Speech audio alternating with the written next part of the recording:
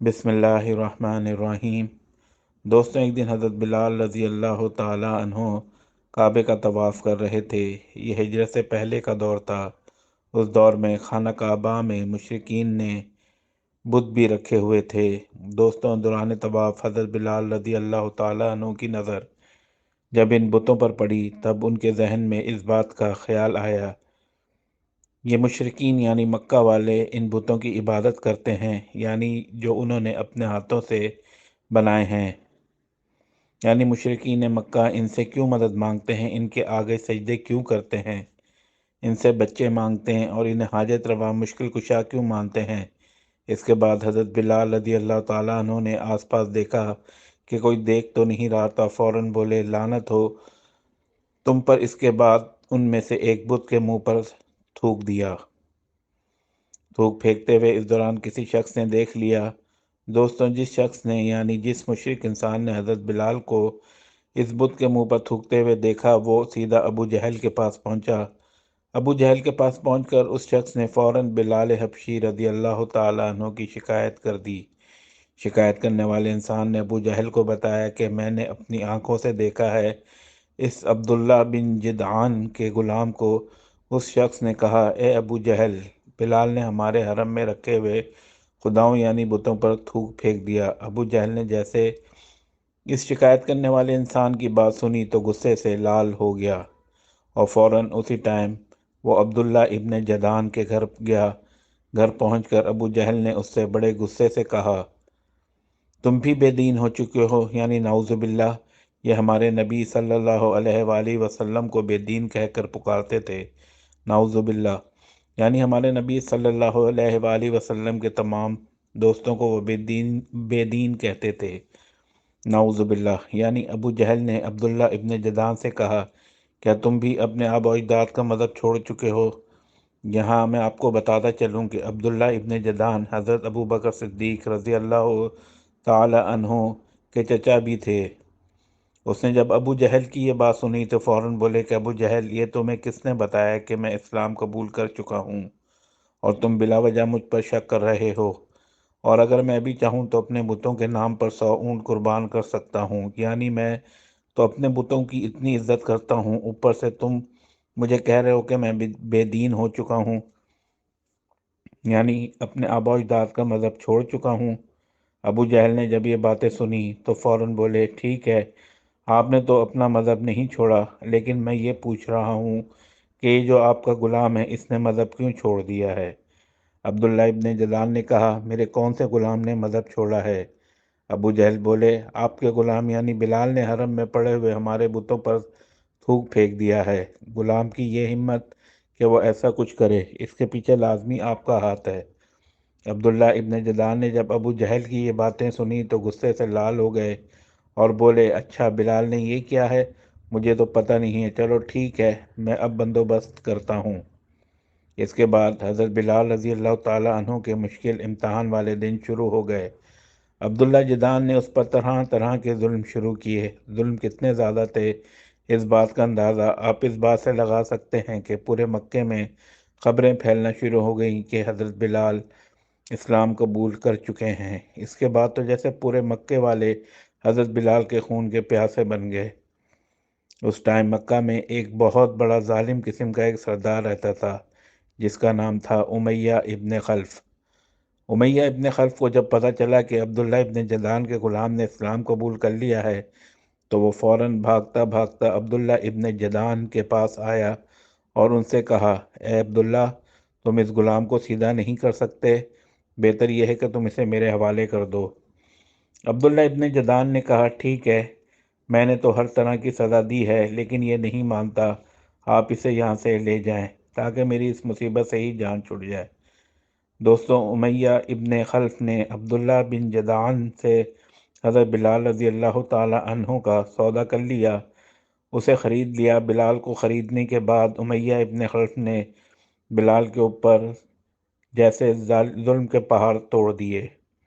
مورخین لکھتے ہیں کہ امیہ ابن خلف حضرت بلال کو عرب کے گرم صحراؤں اور تپتی دھوپ میں گرم ریت پر لٹا کر اس کے سینے پر بڑے بڑے گرم پتھر رکھا کرتا تھا، یعنی اس طرح کہ پہلے بلال رضی اللہ تعالیٰ عنہ کی قمیض اتار کر اسے گرم ریت پر لٹاتے، وہ گرم ریت نیچے سے بلال رضی اللہ تعالیٰ عنہ کے کمر کے چمڑے میں گھس جائے، اور اس کے بعد یہ ظالم لوگ بڑے بڑے گرم پتھر اٹھا کر حضرت بلال رضی اللہ تعالیٰ عنہ کے سینے پر رکھا کرتے تھے۔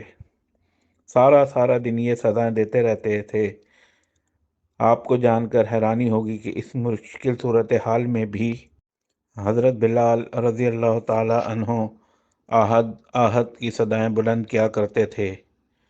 اس کے بعد دوسری سزا یہ تھی کہ حضرت بلال رضی اللہ تعالیٰ عنہ جب بھی مکہ کی گلیوں میں جاتے تو مشرکین مکہ والوں کے چھوٹے چھوٹے بچے مل کر انہیں یا تو کنکریاں مارتے یا پھر ان کے پیچھے آوازیں کستے، یعنی کفار مکہ نے بچوں کو یہ کہا تھا، یہی تربیت دی کہ حضرت بلال جہاں بھی نظر آئیں تم انہیں خوب تنگ کرو، ان کا مذاق اڑاؤ۔ حضرت بلال رضی اللہ تعالیٰ عنہ خود فرماتے ہیں کہ یہ جو ذرہ ہوتا ہے، یعنی جو لوہے کا ایک قمیض ہوتی ہے جسے جنگوں میں استعمال کیا جاتا ہے، یعنی تلواروں سے بچنے کے لیے اس ذرے کو وہ دھوپ میں رکھ کے گرم کیا کرتے تھے۔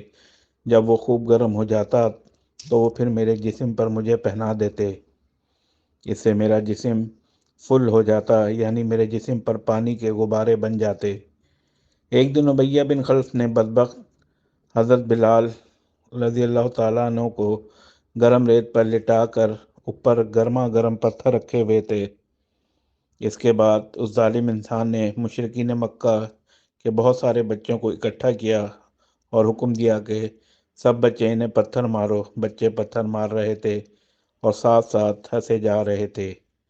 یہ پورا مجمع لگا ہوا تھا، سب لوگ اسی طرح نظارہ کر رہے تھے کہ جیسے میلہ لگا ہوا ہو۔ ارد گرد سارے مشرکین مکہ جمع ہو گئے تھے، وہ تو جیسے مذاق مذاق سمجھ رہے تھے۔ ایک معصوم اور بے بس انسان پر ظلم کر کے مشرکین والے مکہ خوب انجوائے کر رہے تھے کہ اتنے میں وہاں سے حضرت ابو بکر صدیق رضی اللہ تعالی عنہ کا گزر ہوا۔ حضرت ابو بکر صدیق رضی اللہ تعالی عنہ نے جب حضرت بلال رضی اللہ تعالی عنہ کو اس حالت میں دیکھا تو ان سے بالکل بھی نہیں رہا گیا، وہ فوراً ان کے قریب چلے گئے۔ حضرت ابو بکر صدیق رضی اللہ تعالی عنہ نے میدان میں ایک ببر شیر کی طرح انٹری دی، اور اس کے بعد اس ظالم انسان یعنی امیہ بن خلف کی آنکھوں میں آنکھیں ڈال کر کہا، اے امیہ، تم اس لاچار اور بے بس انسان پر اپنی طاقت آزما رہے ہو، حالانکہ یہ تو ایک غلام اور انتہائی غریب ہے، اور تو اور اس مظلوم نے تو آج تک کسی کا کوئی نقصان بھی نہیں کیا، اور تم کس جرم میں اس غریب پر اتنے ظلم کر رہے ہو؟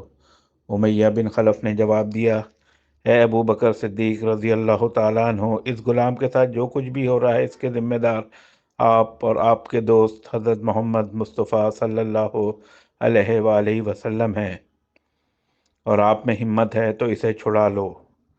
حضرت ابو بکر صدیق رضی اللہ تعالیٰ عنہ نے کہا، کیا آپ اسے بیچنا چاہتے ہیں؟ امیہ نے آ کے فوراً کہا، کیوں نہیں؟ ہنس کر بولے، اے ابو بکر، تم اسے خرید کر کیا کرو گے؟ یہ تو کسی کام کاج کا نہیں رہا ہے، یہ تو صرف مدینے کی گلیوں میں پھر کر آہد آہد کے نعرے لگاتا ہے۔ دوستوں، حضرت ابو بکر صدیق رضی اللہ تعالیٰ عنہ نے کہا کہ امیہ، تم یہ سب چھوڑو، صرف یہ بتاؤ تم اس کی کیا قیمت لگا رہے ہو؟ وہ بولے، 3 اوقیہ سونے کے سکے، یعنی 120 دینار، یعنی عربی میں ایک اوقیہ میں 40 دینار ہوتے ہیں۔ حضرت ابو بکر صدیق رضی اللہ تعالیٰ عنہ نے کہا، ٹھیک ہے، مجھے یہ سودا منظور ہے۔ جب حضرت ابو بکر صدیق رضی اللہ تعالیٰ عنہ نے حضرت بلال حبشی رضی اللہ تعالیٰ عنہ کو خریدا تو امیہ بن خلف ہنس پڑا اور بولا، اے ابو بکر، بہت مہنگا لیا تم نے، خدا کی قسم اگر تم مجھے اس کے بدلے میں ایک اوقیہ یعنی 40 دینار بھی دیتے تو میں تمہیں اسے دے دیتا۔ یہ سن کر حضرت ابو بکر صدیق رضی اللہ تعالیٰ عنہ نے امیہ بن خلف کے آنکھوں میں آنکھیں ڈال کر کہا، اے امیہ، مجھے اللہ کی قسم اگر تم اس غلام یعنی حضرت بلال کے بدلے میں مجھ سے 100 اوقیہ بھی مانگتے میں پھر بھی اسے خرید لیتا۔ خیر ہے، اس کا رنگ کالا ہے مگر اس کا دل سونے کا ہے، اسے میں جانتا ہوں اس کا کیا مقام ہے۔